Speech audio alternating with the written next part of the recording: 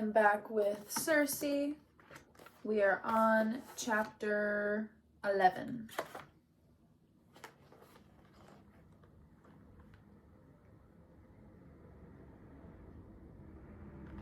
When the sun touched the distant fields, guards arrived to collect Ariadne. The princess is wanted by her parents. They marched her off, and I was shown to my room. It was small and near the servants' quarters. This was meant, of course, to be an insult, but I liked the respite of the unpainted walls, the narrow window that showed only a sliver of the relentless sun. It was quiet as well, for all the servants crept past knowing who lay within.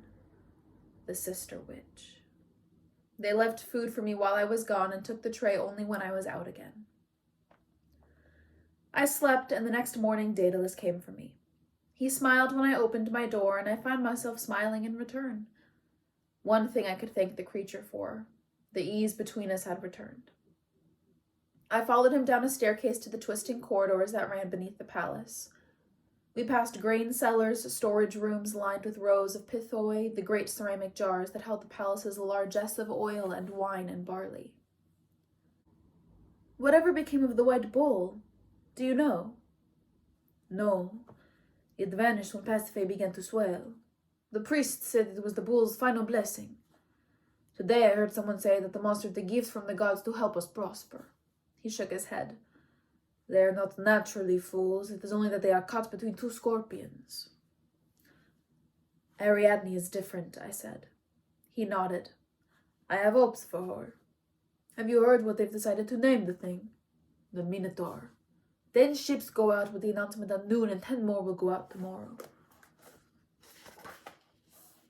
Clever, I said. Minos claims it, and instead of being a cuckold, he shares in my sister's glory. He becomes the great king who begets monsters and names them after himself. Daedalus made a noise in his throat. Exactly. We had come to the large cellar room that held the creature's new cage. It was wide as a ship's deck and half as long, forged of a silver-gray metal. I put my hands to its bars, smooth and thick as saplings.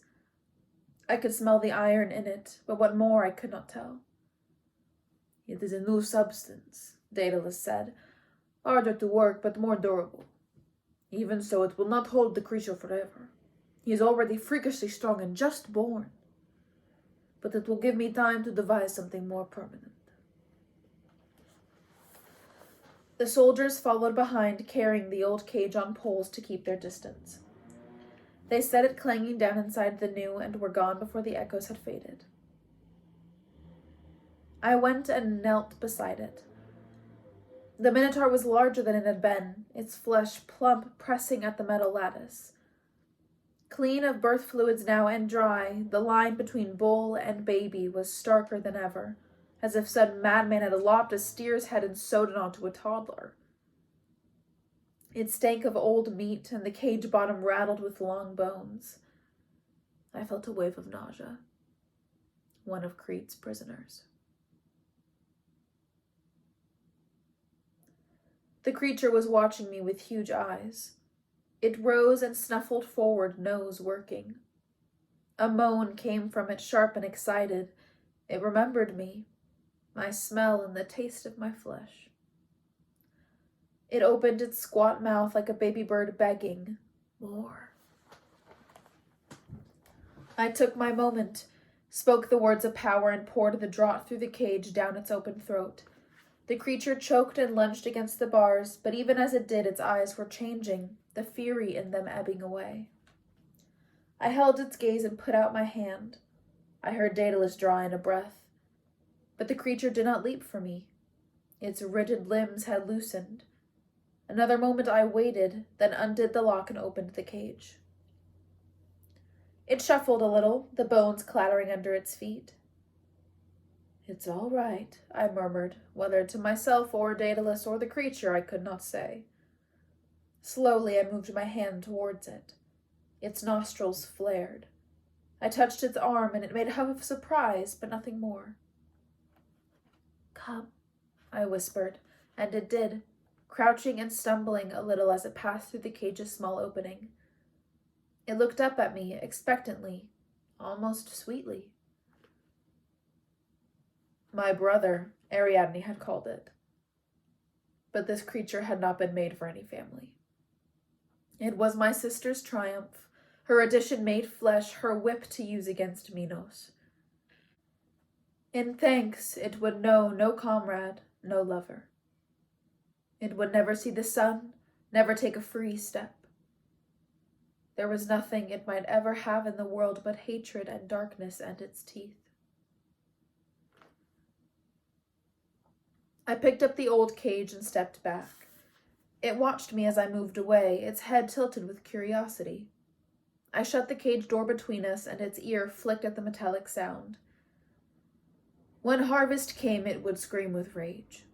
It would tear at the bars, trying to rip them apart. Daedalus let out a low breath. How did you do that?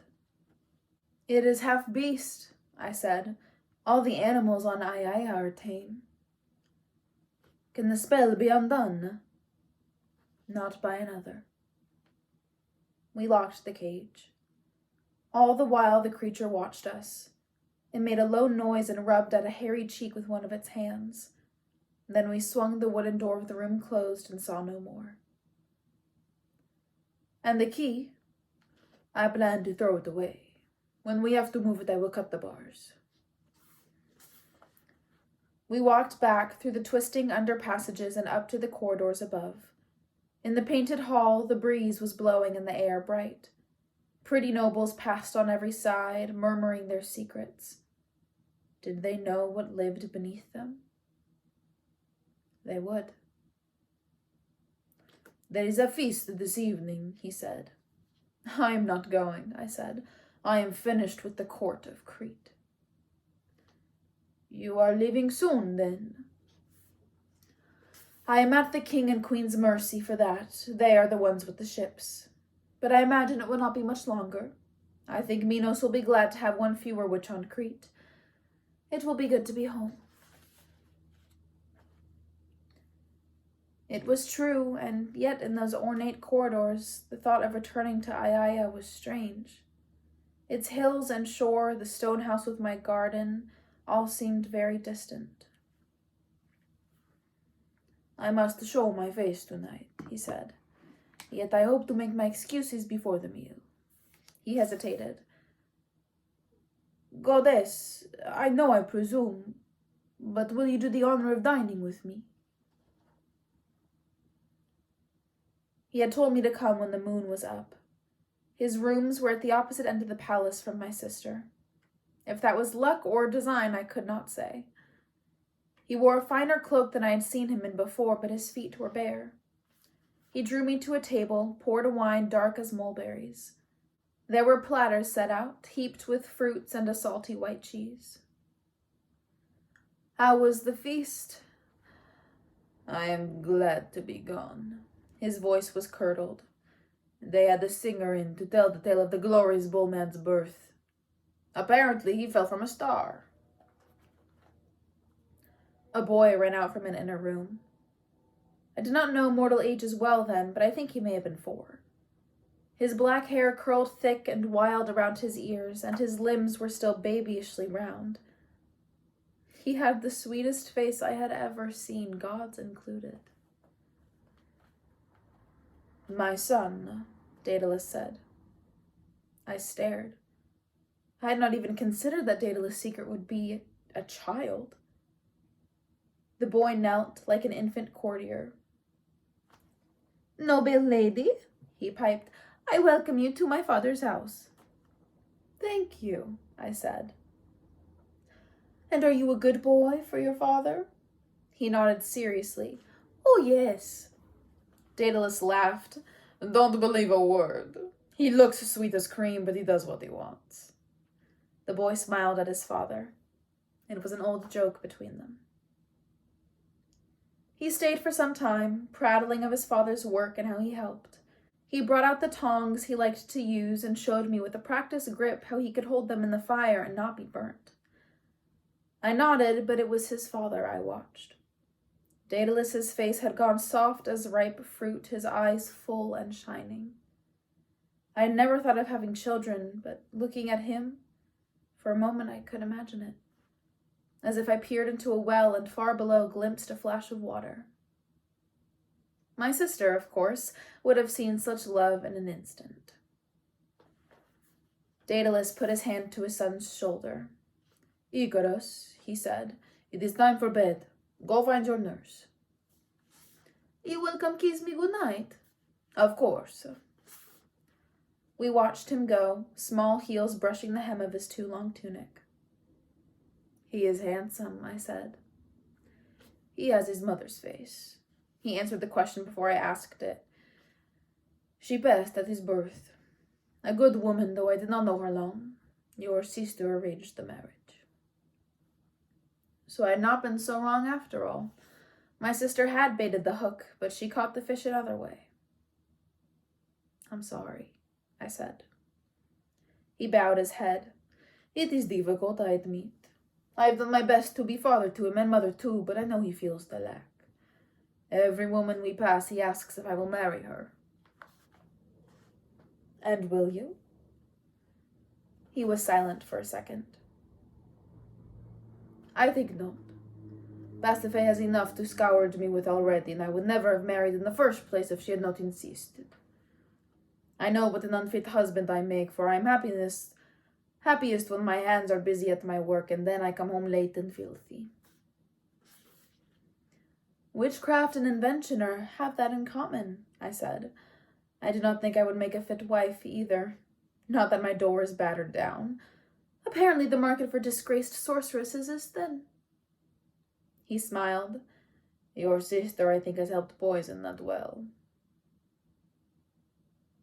It was easy to speak so openly with him.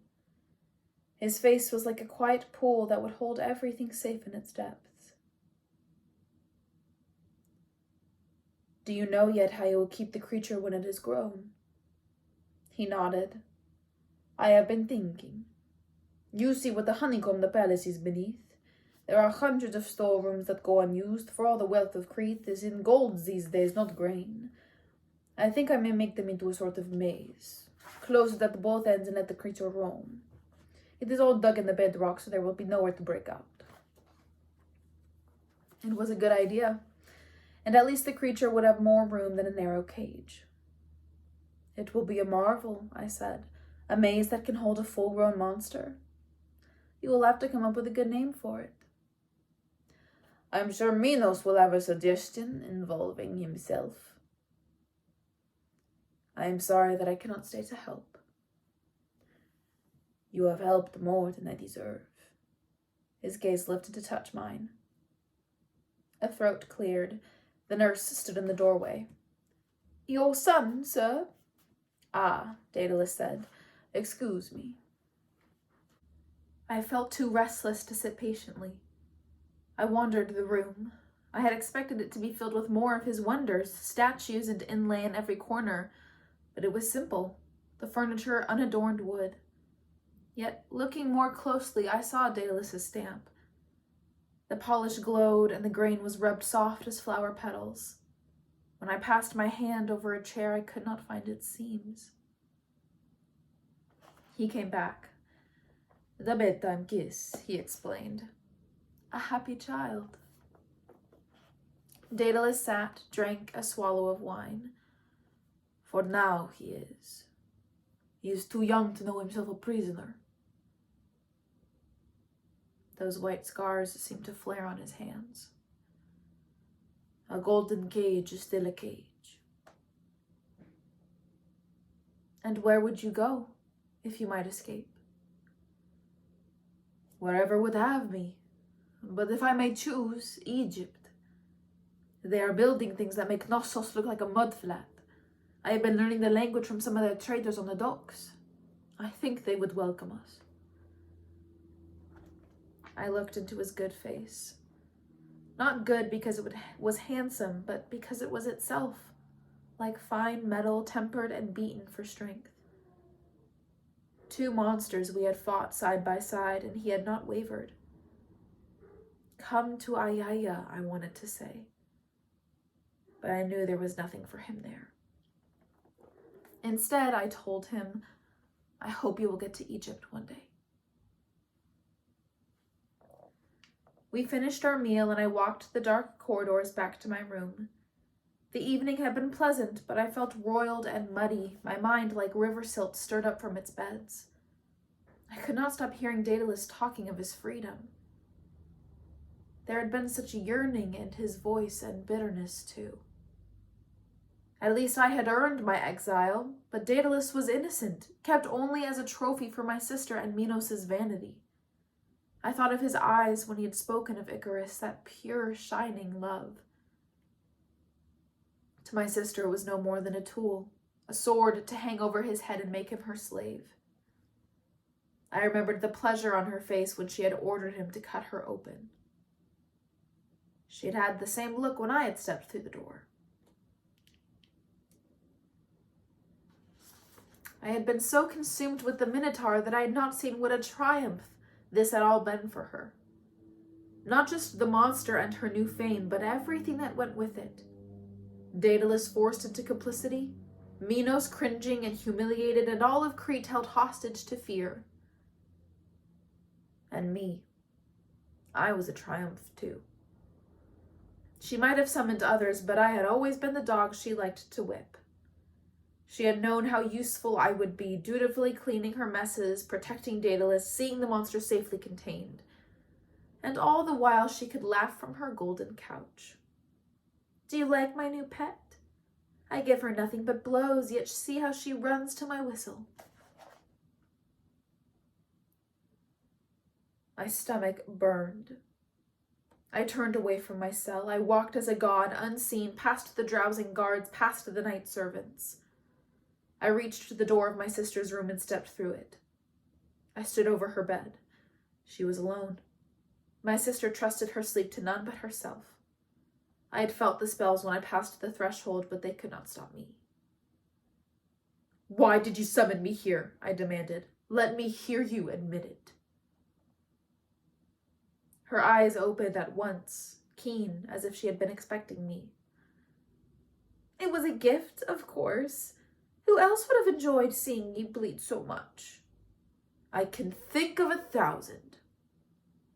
She smiled, as cats smiled. It was always more fun to play with a live mouse. What a shame it is that you can't use your new binding spell on Scylla. But of course you would need her mother's blood. I don't think that shark Crete will oblige you. I had thought of it already. Pasiphae always knew where to aim the spear. You wanted to humiliate me, I said. She yawned, pink tongue against her white teeth. I've been thinking, she said, of naming my son Asterion. Do you like it? Starry one, it meant. The prettiest name for a cannibal I ever heard. Don't be so dramatic. He can't be a cannibal. There are no other minotaurs to eat. She frowned a little, tilting her chin. Though I wonder, do centaurs count? They must have some kinship, don't you think?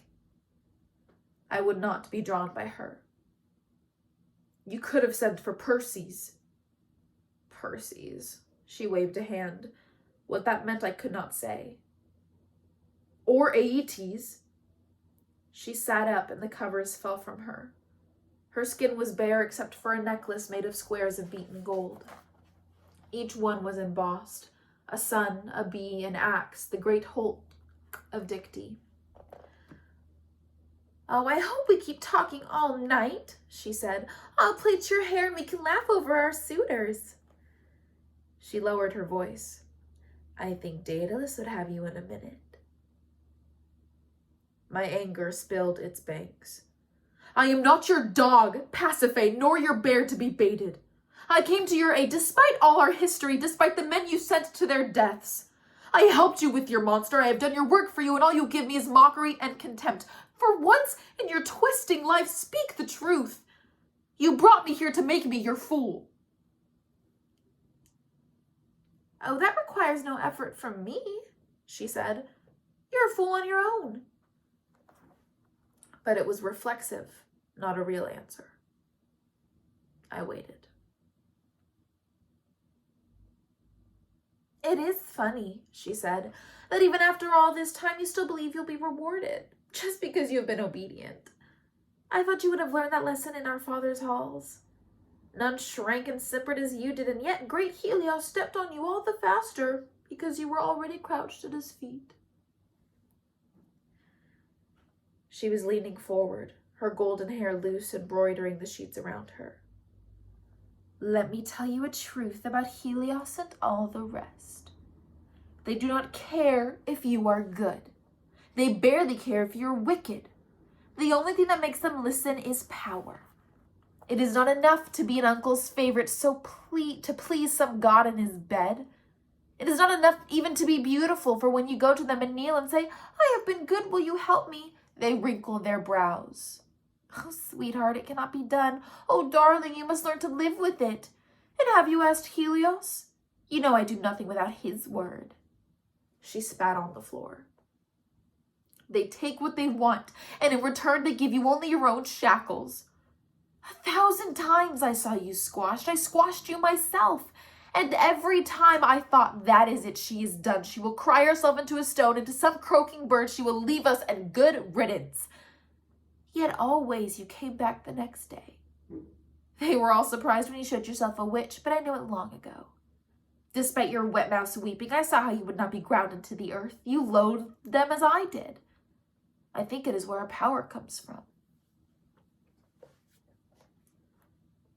Her words were falling on my head like a great cataract. I could scarcely take them in. She hated our family? She had always seemed to me their distillation, a glittering monument to our blood's vain cruelty. Yet it was true what she said. Nymphs were allowed to work only through the power of others. They could expect none for themselves. If all of this is so, I said, why were you so savage to me? Aeetes and I were alone. You might have been friends with us.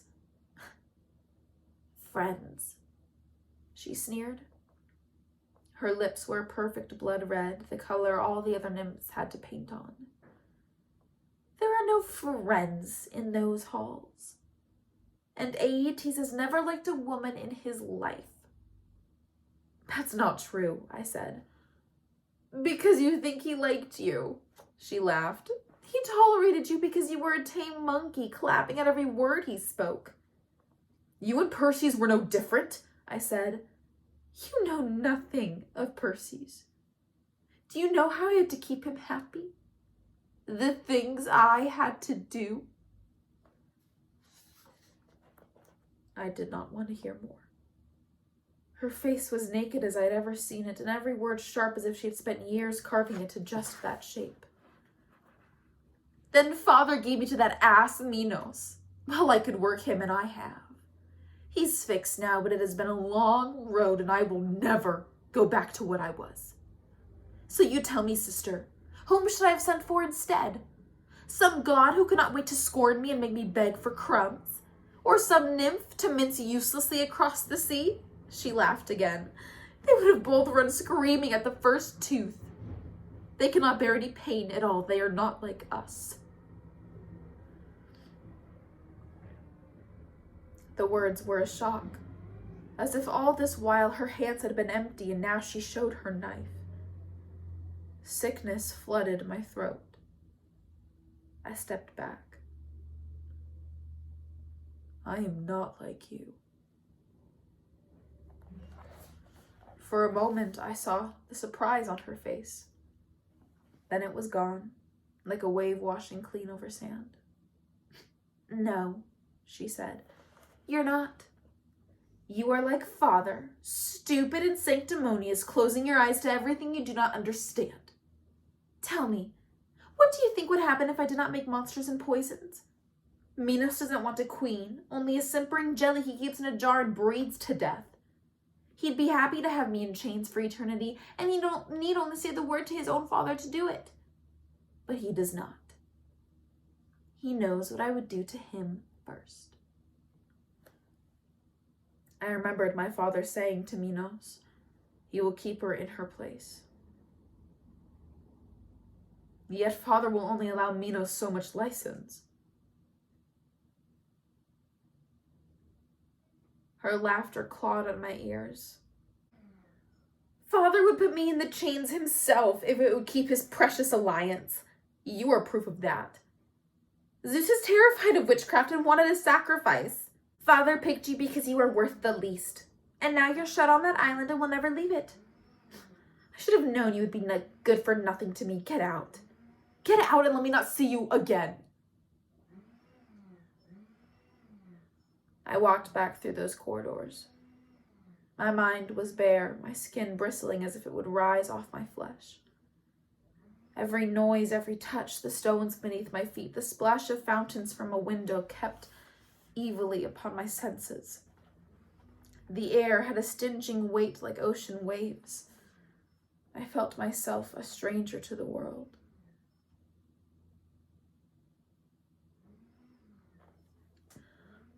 When the figure separated from the shadows of my door, I was too numb to cry out. My hand fumbled for my bag of draughts, but then the distant torchlight fell upon his hooded face.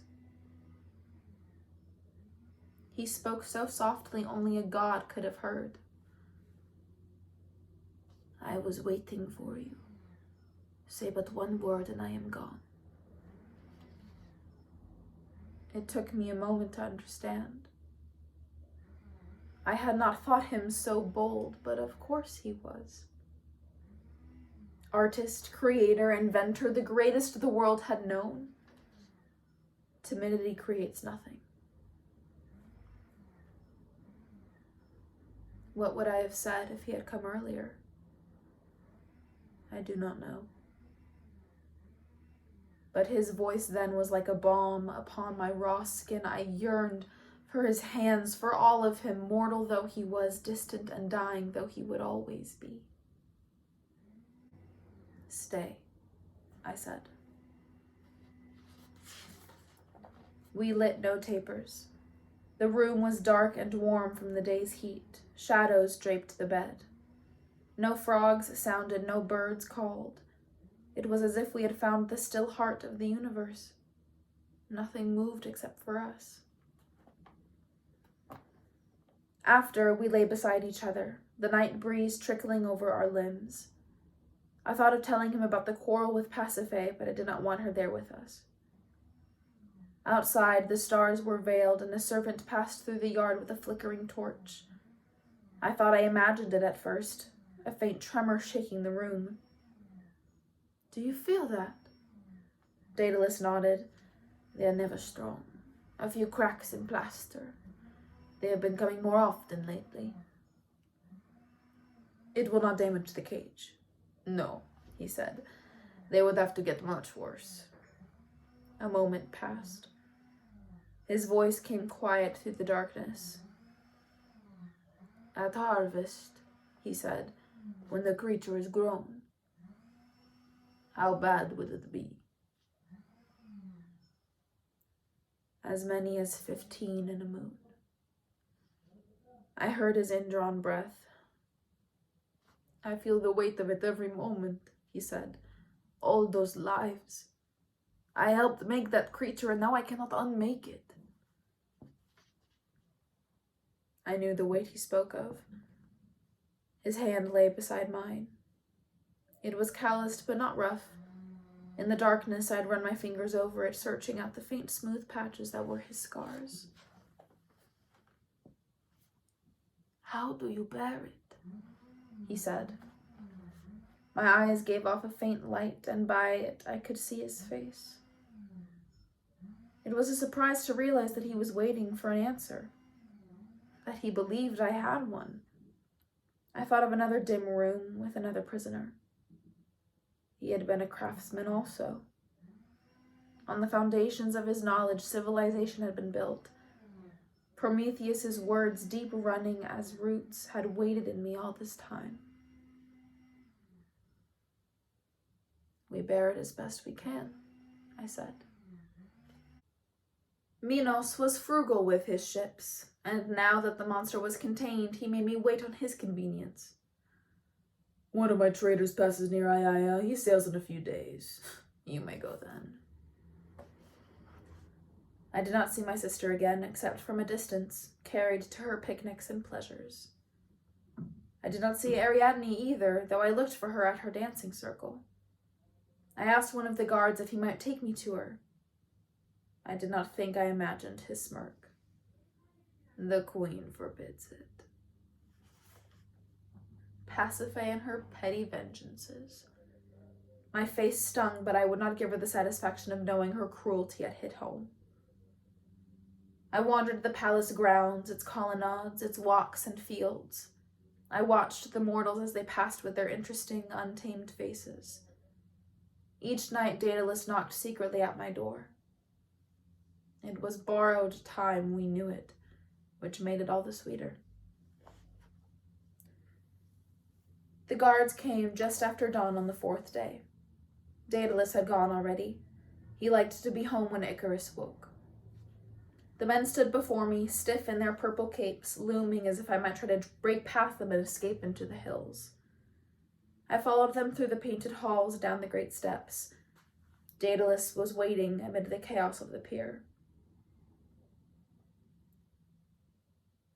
Pasiphae will punish you for this, I said.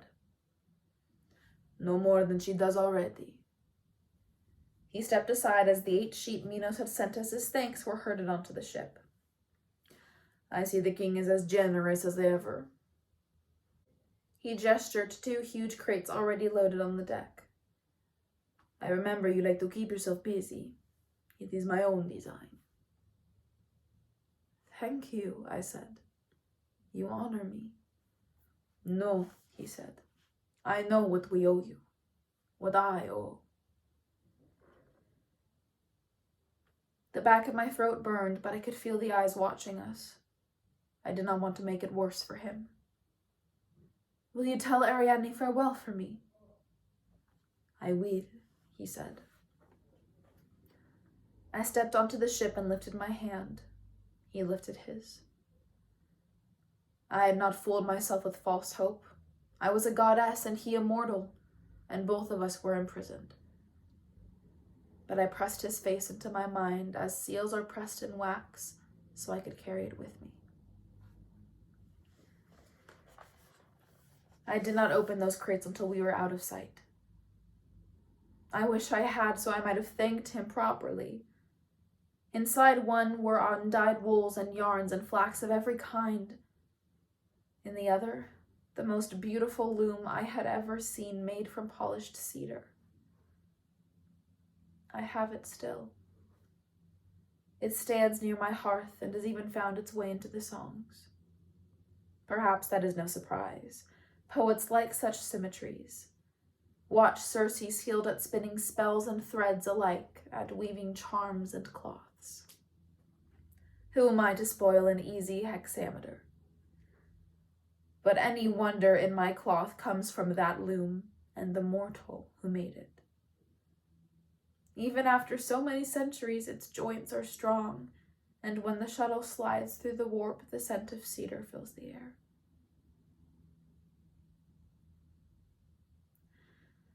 After I left, Daedalus built his great maze indeed, the labyrinth, whose walls confounded the Minotaur's rage. Harvest piled upon harvest, and the twisting passageways grew ankle-deep in bones. If you listened, the palace servants said, you could hear the creature clattering up and down. And all the while Daedalus was working. He daubed 2 wooden frames with yellow wax, and onto them he pressed the feathers he had collected from the great seabirds that fed on Crete's shore, long-pinioned, wide and white. 2 sets of wings they made. He tied one to his own arms and one to his son's. They stood atop the highest cliff of Knossos' shore and leapt. The ocean draughts caught them and they were borne aloft. Easy they went towards the rising sun and Africa. Icarus whooped, for by then he was a young man and this was his first freedom. His father laughed to see him diving and wheeling. The boy rose higher still, dazzled by the sky's vastness, the sun's unfettered heat on his shoulders. He did not heed his father's cries of warning. He did not notice the melting wax. The feathers fell, and he fell after into the drowning waves.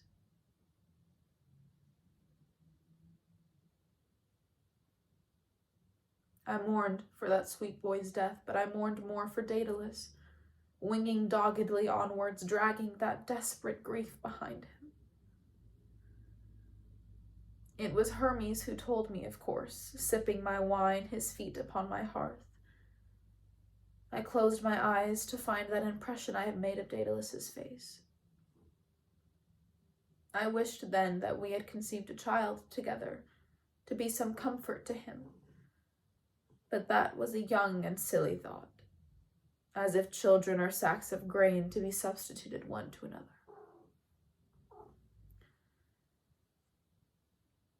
Daedalus did not long outlive his son.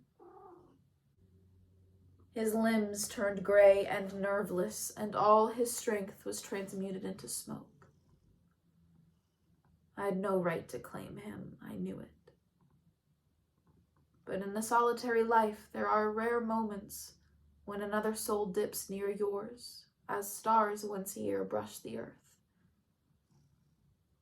Such a constellation was he to me. And that's the end of the chapter.